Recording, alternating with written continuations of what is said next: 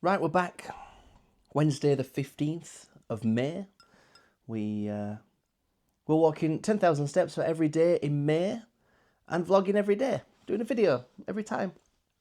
So, today's a tough one. I talked yesterday about how I was feeling somewhat positive or more positive, and I need to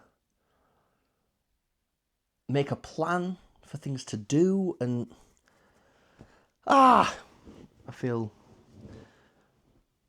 out of sorts. I feel better, put it this way. So I feel slightly better. Scratch that. There used to be a point in time where I was so enthusiastic to work. I love it. I love working. It's like my main hobby. I find it fun. It's exciting. It's interesting. It's just great. I love it. I love going to the gym. I love riding that motorbike. I don't know, doing things that people like doing. I don't know. Yeah, I'm typically a really happy, optimistic, positive person that's ambitious, and I'm just not. And it's hard. And it's hard in two ways, because it's hard because I feel so unmotivated. It's not even that I feel unmotivated. It's that I just feel overwhelmed. I feel squeezed by myself. Like my chest feels tight. My brain's not working. I've just got brain fog. I can't even think. I feel useless. And then on the other side of that, there's this stupid part of me that wants to feel like a 9 out of 10. But that doesn't help. It's like being injured. Really wanting not to be injured. Well, that doesn't stop you being injured. In fact, if anything, if you're injured and you try and push through it, you'll just be injured for longer. You just need a bit of time off. And I don't know if that's where I'm at. I'm struggling. And it's hard, right? Because it's one thing to say, oh, I've sprained my ankle, and then online people will give you rough advice about rest it and ice it and do this and that, and compression helps, and take a few weeks off or a few months off and ease back into things. And it's like, right, okay. Same with like broken bones and things like that. But when it comes to how you feel in your own head, it's just really hard to get the answers you want. I think it's because the answers I want don't exist. I feel like I just need I want someone to tell me, but like, John, no, take it easy. Have 2 weeks off or a week off. Take a full week off. Don't worry about work. Do the bare minimum. Do whatever you need to. Take a week. But I think I'm finding it hard being the decision maker. Being like, well, I need to go to work because I like my house and I need to keep hold of it. So yeah, I don't know. I'm in turmoil. I'm in the middle. So yeah, I'm proper stuck. There are some jobs that need doing that don't require much creativity. Like, I've got a few things to post. You know, there's a couple of bits to post, and there's a few invoices to send and a few emails to reply to, and miscellaneous nonsense. But even that feels like a lot, and it's not, John. It's not. It's really not a lot to just go and like do some customer support and help some people out, because it's not a big deal. But yeah, I just feel stuck. I feel stuck. And I've been out this morning. We walked the girls up to nursery. We got 2,500 steps in, so we're doing a bit. We've done more than nothing. I'm even not that enthusiastic to go out on the bike today, and I don't know why. I think it's because the floor's a little bit damp and it's a bit cooler. I also need to go to the shops. I mean, I made a bit of a list yesterday. Like, I need to go to B&Q, I need to go to the shop, I need to grab some more nappies. There are things I've got to do. So today is not a complete day of nothing. And I do need to tell myself as well that, look, granted, right now I only feel like a 4 out of 10. But 7 days ago, I was like a 1 or a 2 out of 10. I was doing worse. So even though I'm not the 8 or the 9 out of 10 that I'm working towards, I'm still Yeah, well, I don't know. I can't even think. I can normally think. That's just not something I struggle with. But at the minute, oh God, yeah, it's hard, man. And I feel like nobody tells you about this. You only see the winners. You go onto YouTube or Instagram or TikTok or wherever you watch your content and media, and you only see the winners. You only see it's like survivorship bias. I think it comes. I think it just comes from everybody on social media just cherry picking the best bits and doing basically a montage of the top 1% highlights of their life. But then when you look at someone's feed and all you see is wins, you're like, wow, this person's winning all the time. No, they're not. I promise. It's not how it works. It's a bit like a gambler. If somebody shows you big wins in gambling, it's like, I don't know, you didn't just walk in and win, because these casinos would go out of business real fast. There's some big losses that are buried and tucked away and hidden. I mean, it's true as well because I didn't start this YouTube channel just to come on and rant and moan and be sad. That's not why I'm here. It was just to give a real view of what life's really like, sometimes working for yourself, and what I get up to, and I live a really unorthodox, quirky, weird life, running my own business and having twins, and I don't know, I just do some unusual stuff that people find interesting, so that's cool. And but yeah, the plan was not to come in and show you just the doom and gloom. This is not some sort of misery show. Sorry, it is, but it's not meant to be. That's not the purpose of this. I just want to show everybody that shit gets hard sometimes, and that's okay. It don't feel okay, I'll tell you that. It don't feel okay. And I think that's part of where the stigma comes from. It almost, I feel bad. I feel guilty for feeling like this. I know there's people out there in much worse positions that are doing much better mentally, but clearly I'm just a little fragile. So, but don't forget, this is another one. Just because somebody else is having a bad time, that doesn't mean you're not having a bad time. That'd be the equivalent of saying, oh, well, there's someone out there that's happier than me, so there's no point me being happy. That makes no sense. No, shut up. Like, don't listen to that. There's always going to be somebody having a worse time. There's always somebody having a better time. It doesn't matter. Nothing else matters apart from you. So just focus on you. That's all you need to do. So yeah, I even had aspirations to go to the gym today. I thought, oh, I'll go to the gym. It just feels stressful. I feel nervous to go to the gym. The gym is my favourite place to be. I've been training now since about June 2011. So about 13 years. Anywhere between 3, 4, 5, 6 or 7 days a week. There were a spell years ago where I was just absolutely obsessed. I've done at least a month or two of every single day. For no gain. There's nothing good about that. I had nothing else to do and I'm like, well, this is great. I'll just go again. There's been days I've been twice. Once I went in the morning and then a friend texted me in the afternoon saying, you fancy the gym? And I was like, yeah. So I went again. Second session were rubbish. But, sometimes you've got to figure this out. If you're not having fun, what's the point? And I feel like that's where I'm at the minute. I'm not having fun with anything. And that's hard. That's hard. It's really hard.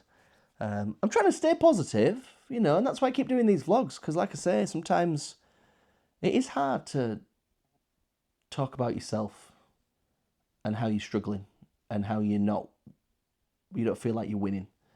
And you feel like you're underperforming your own expectations. I know that's mad. It's like I'm disappointing myself all the time. And that's quite hard to share, to be fair. But the plan is to make a full recovery. So hopefully, if I figure this out as we're going along, I can share with you guys, because there's got to be someone else out there watching this being like, wow, I can relate to that. There will be, I promise. Like, there'll be someone out there, there'll be many of you lot that are like, yeah, this is hard and I'm struggling, or you have struggled and made it through the other side. That's also true. There'll be people that can relate, and there'll even be people watching this that have no idea what the hell I'm on about. Excuse me. Stop. There'll be people that have no idea what I'm on about. There's people out there that experience every range of emotions, There'll be people out there that don't really understand anxiety. And that's fine. If you've never had it, never felt it. Same with depression. They're like, oh, isn't that just being a bit sad? Well, in simple terms, yeah, I suppose. But, just because you're living through something, not everybody else knows what you're going through. So this is just my way of trying to share what it's like to be anxious and depressed. And it's even funny as well, because you go back a few years, 3 or 4 years, I wouldn't have said any of this were an issue at all. A lot of this came on when my wife was pregnant with twins. And I've just found the whole experience to be a real challenge. So, and it's funny as well, because like I say, you go back 3 or 4 years and I'd have asked me, oh, John, what do you think about depression? And I'd be like, I don't know anything about depression, to be honest. I have no idea. I couldn't have told you much about it. Same with the anxiety thing. It's one of them where I think these things are like having the flu. And just bear with me on this, because this sounds bonkers. When you've got flu, or even when people had COVID or illness, you're like, that seems like a pain. Poor you.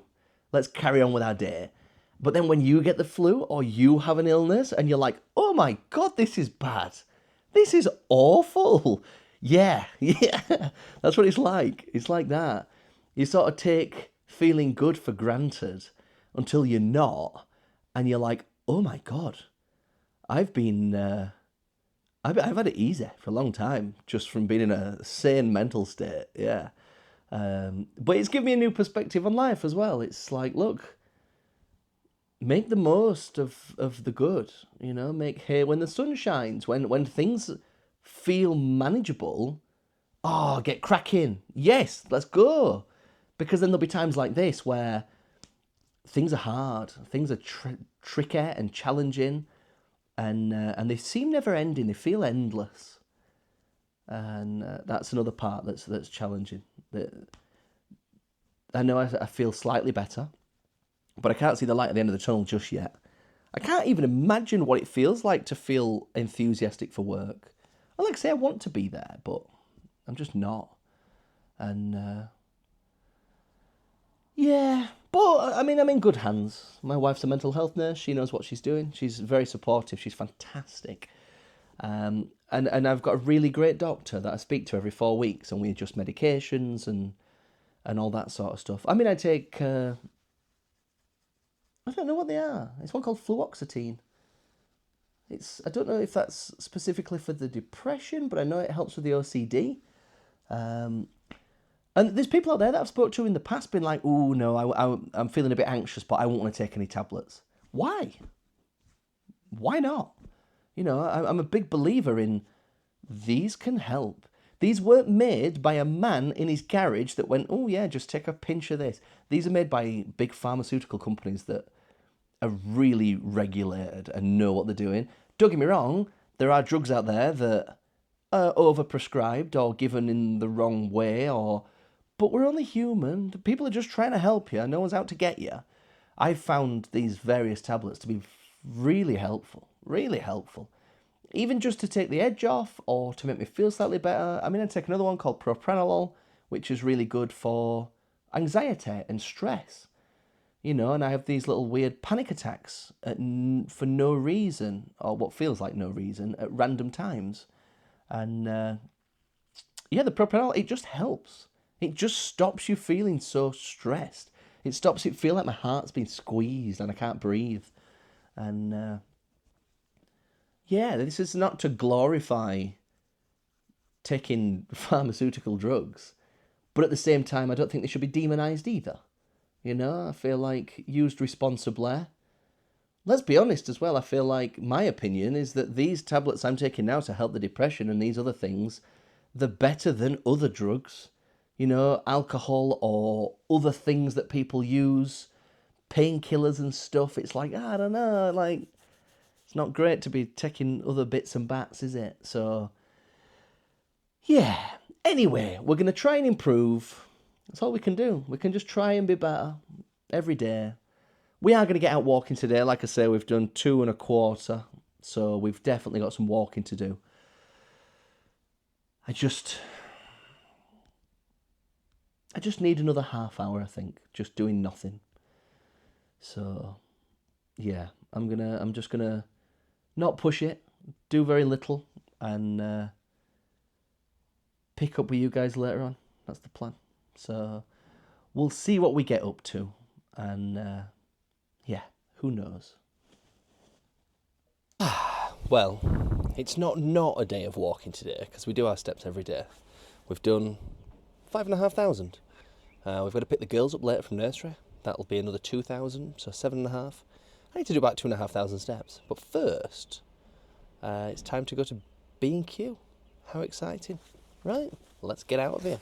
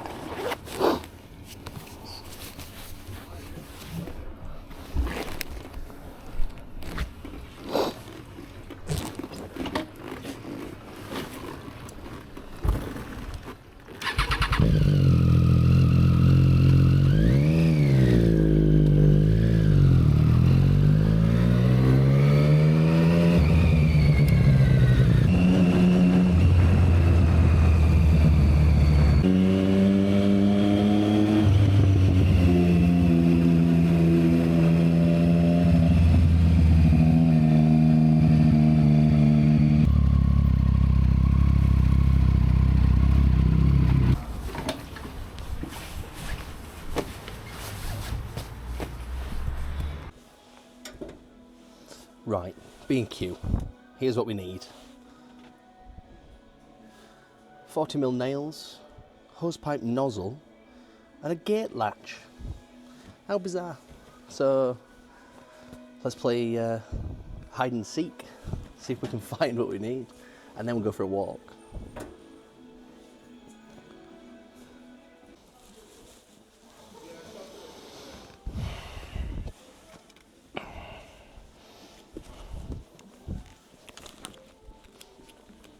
That'll do. Sorted. That's a third down. Ah, there we go. Just something like that. It's literally just for the gate out back. It keeps slamming shut in the wind. I'm sick of it. That's 2. Nails. Conveniently, save the easiest thing for last. They're easy to find.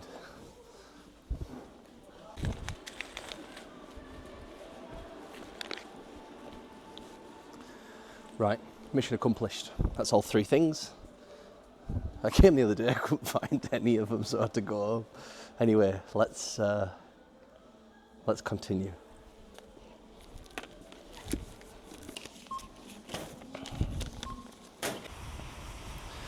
It's funny. In my head, I was like, well, that was easier than expected. And they went to B&Q. I guess that's how I know I'm a bit broken at the minute, because that shouldn't be even considered a challenge.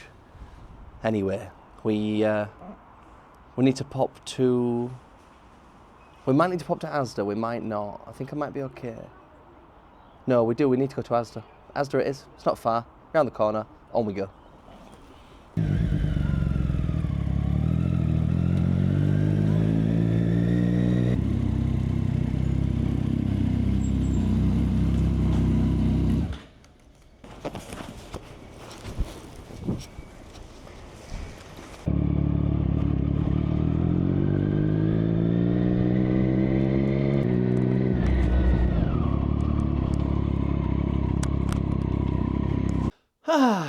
Well, we're home. Got all his jobs done. Done everything we need to.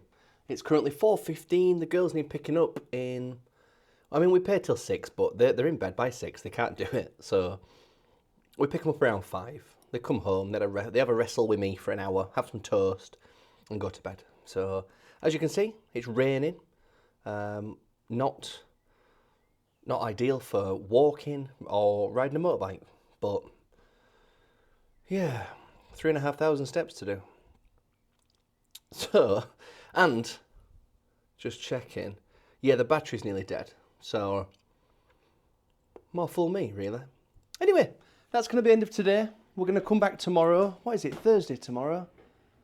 Oh, yeah, and we're going to do something tomorrow of significance because I do this all the time. Right, I'm out. I'll leave you to it. Have a lovely day, and I'll see you in a bit.